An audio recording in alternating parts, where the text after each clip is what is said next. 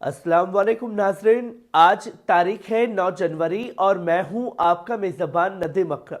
पल पल न्यूज़ में आप सबका खैर मकदम करता हूं। आज की 15 बड़ी खबरों में से चुनिंदा सबसे अहम खबरें लेकर हाजिर हूं जो आपके लिए जानना बेहद ज़रूरी है। तो नज़र डालते हैं आज की कुछ अहम हेडलाइंस पर, जहां हम बात करेंगे गजा पर इजरायली जुल्म का 460वां दिन। गजा में इजरायली फौज ने 24 घंटे में 3 बड़े कत्लेआम किए, जिसमें 51 फलस्तीनी शहीद हो गए। वहीं हम इसमें बात करेंगे रूस की जापोरिजिया पर हवाई हमले की। रूस फौज ने जापोरिजिया पर हमला कर 13 यूक्रेनी नागरिकों को हलाक कर दिया है। वहीं हम इसमें बात करेंगे नेतन्याहू की मोम की मूर्ति तोड़ी गई है। मैक्सिको सिटी में प्रदर्शनकारियों ने इजरायली प्रधानमंत्री बेंजामिन नेतन्याहू की मोम की मूर्ति हथौड़ों से हमला किया है। वहीं हम इस रिपोर्ट में बात करेंगे कि तुर्की की बढ़ती ताकत। अजरबैजान के राष्ट्रपति इल्हाम अलीव ने तुर्की की बढ़ती ताकत को मध्य पूर्व की स्थिरता के लिए अहम करार दिया है। तुर्की को मुकम्मल समर्थन देने की बात कही है। वहीं हम इस पर बात करेंगे पनामा नहर और ग्रीनलैंड पर ट्रंप के बयान की। डोनाल्ड ट्रंप ने पनामा नहर और ग्रीनलैंड पर अमेरिका के कब्जे की संभावना को खारिज नहीं किया है। इसे अमेरिका आर्थिक सुरक्षा के लिए अहम बता रहा है। नाज़रीन, ये थी आज की सबसे बड़ी और अहम खबरें। तफसील के लिए इस पूरी रिपोर्ट को जानते हैं, जहां शुरुआत करते हैं पहली बड़ी खबर से जो आप अपनी स्क्रीन पर देख रहे हैं। रूस के जापोरिजिया पर हवाई हमले से तबाही। रूसी फौज ने यूक्रेन के जापोरिजिया शहर पर हवाई बमबारी पर एक बार फिर खौफनाक मंजर पेश किया है। शुरुआती रिपोर्ट्स के मुताबिक इन हमलों में कम से कम 13 यूक्रेनी नागरिक हलाक हो गए हैं और 30 से ज्यादा लोग जख्मी हुए हैं। इस ताजा हमले ने इलाके में हालात और संगीन कर दिए हैं। स्थानीय हुकूमत और राहत टीम मलबे में फंसे लोगों को निकालने में लगी हुई है। जापोरिजिया जो पहले से ही जंग के मैदान में तब्दील हो चुका है, इस हमले के बाद एक नई तबाही का शिकार हुआ है। वहीं आप दूसरी खबर अपनी स्क्रीन पर देख सकते हैं। गजा में धमाका, 3 इजरायली फौजी हलाक। गजा में एक ताजा धमाके ने इजरायली फौज का बड़ा झटका दिया है। रिपोर्ट्स के मुताबिक गजा के अंदर एक फौजी यूनिट को निशाना बनाते हुए एक धमाका किया गया, जिसमें 3 इजरायली फौजी हलाक हो गए और कई दूसरे जख्मी हुए।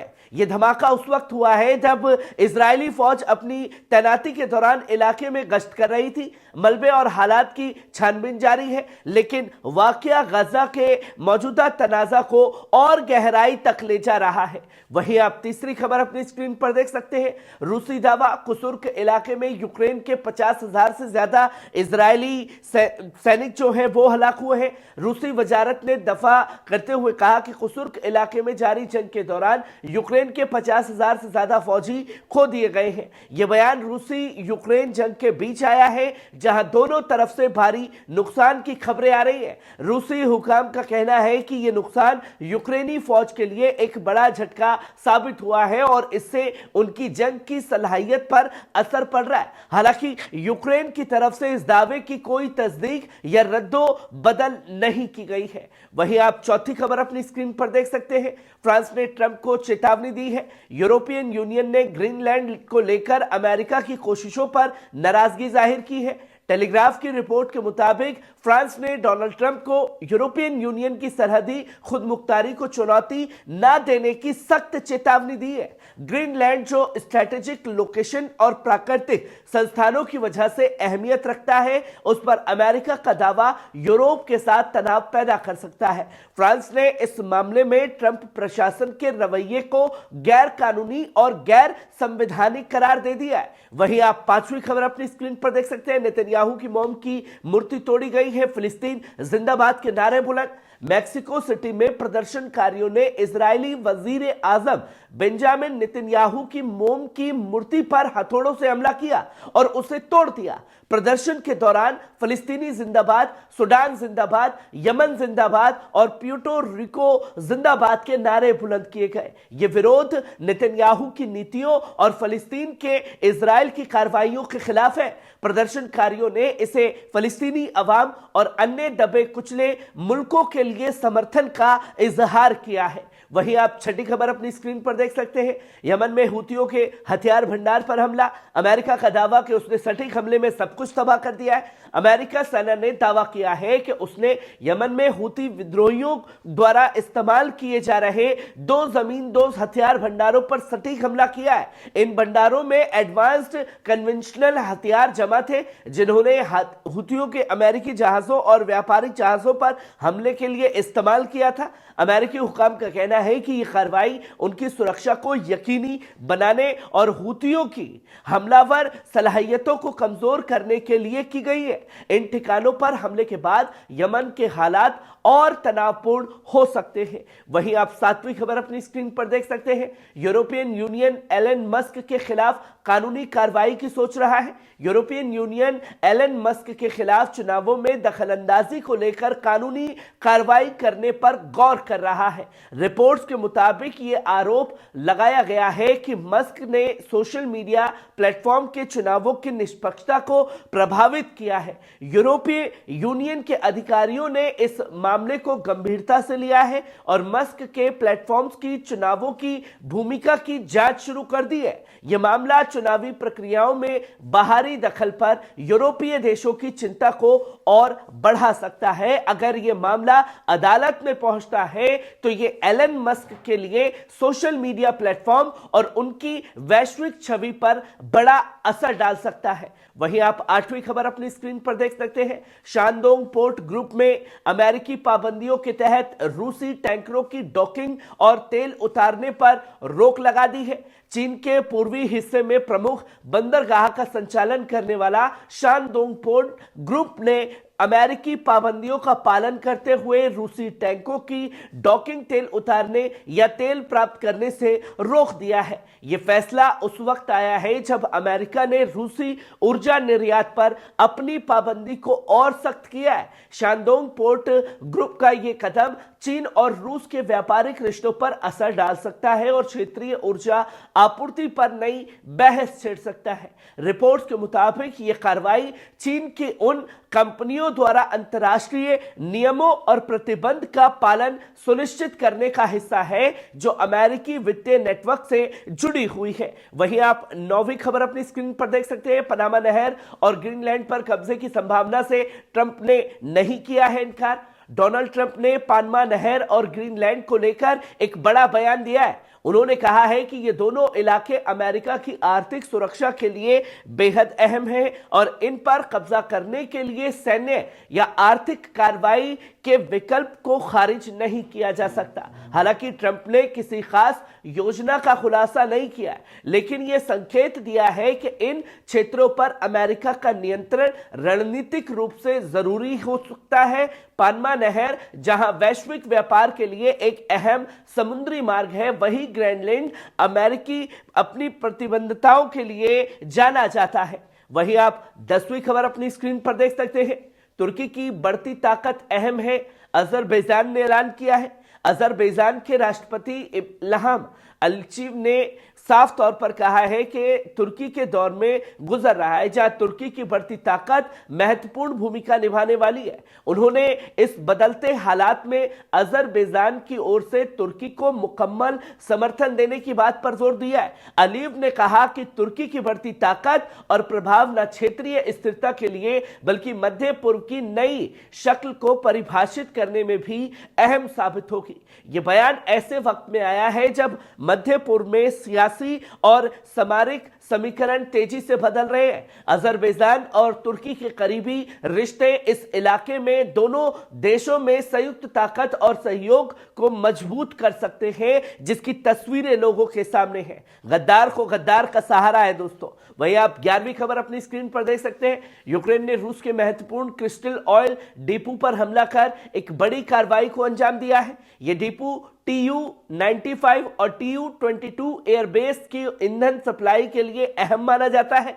हमले के नतीजे में 2 बड़े ईंधन टैंक आग की लपटों में घिर गए और पूरी तरह से नष्ट हो गए हैं। यह हमला रूस के स्मारक ढांचे पर एक बड़ी चोट मानी जा रही है, क्योंकि यह डिपो उसकी हवाई ताकत के लिए महत्वपूर्ण है। वहीं आप 12वीं खबर अपनी स्क्रीन पर देख सकते हैं। लॉस एंजलिस की पिलियोट्स इलाके में जंगली इलाकों में आग से तबाही, हजारों लोग बेघर हो गए।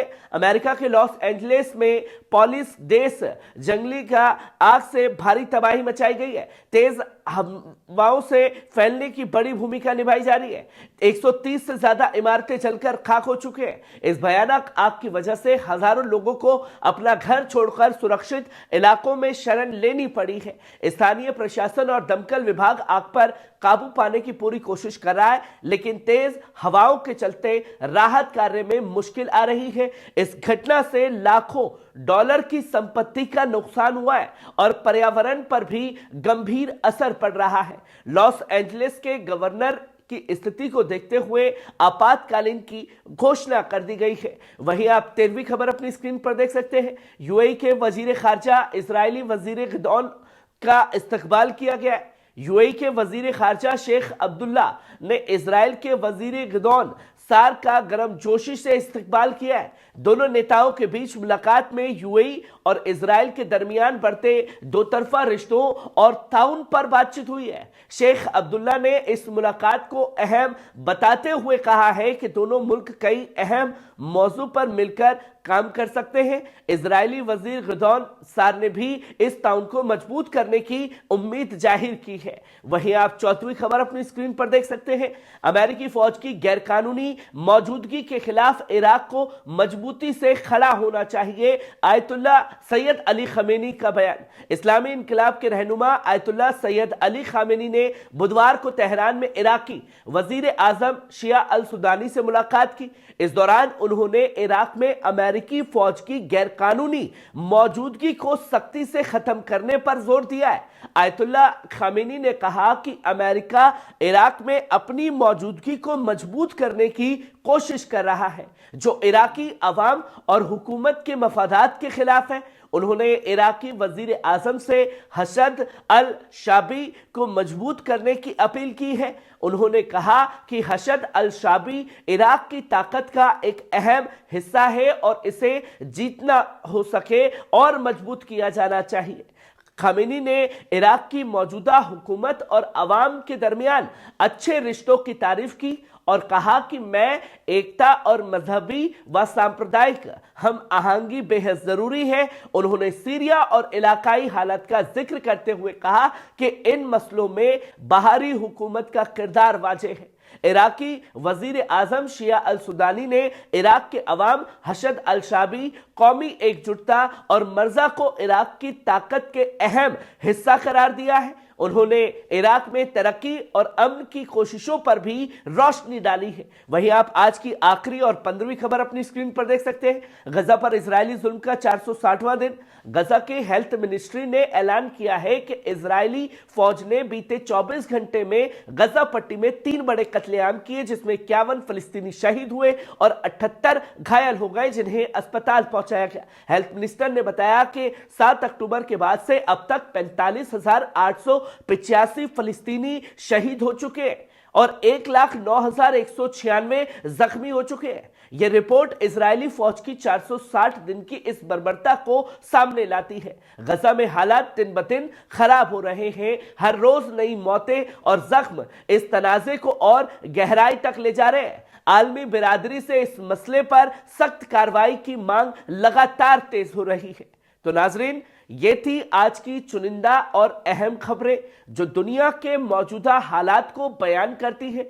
हमारी कोशिश रहती है कि आपको हर बड़ी खबर से वाकिफ कराया जाए और सच को आपके सामने पेश किया जाए। अगर आपको हमारा ये प्रोग्राम वाकई पसंद आ रहा है तो हमारे चैनल को सब्सक्राइब कीजिए, बेल आइकॉन दबाना ना भूलिए, ताकि हर एक वीडियो की नोटिफिकेशन आप लोगों के साथ साझा की जा सके। दीजिए इजाजत, शुक्रिया।